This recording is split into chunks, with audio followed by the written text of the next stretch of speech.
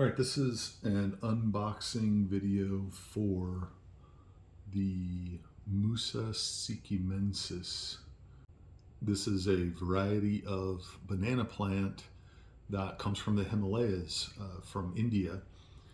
And I've been looking to get these for a while. I've actually bought a bunch of seeds over the last 18 months or so. Haven't been able to get any of them to grow. Have had really difficult time trying to find plants, live plants, and this was the first opportunity that I found to actually get some live plants of this variety, also known as the Bengal Tiger.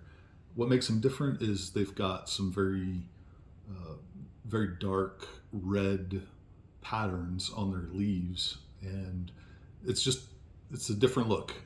Everything I have so far, banana plant wise, in my house, in my yard, it's all green, and so looking for a little bit of variety. I've had my eye on these guys for a while, and finally have been able to get some. So let's go ahead and cut into this.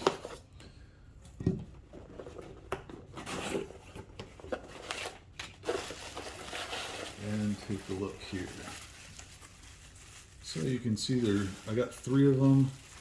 They are pretty well insulated there. They all look pretty healthy.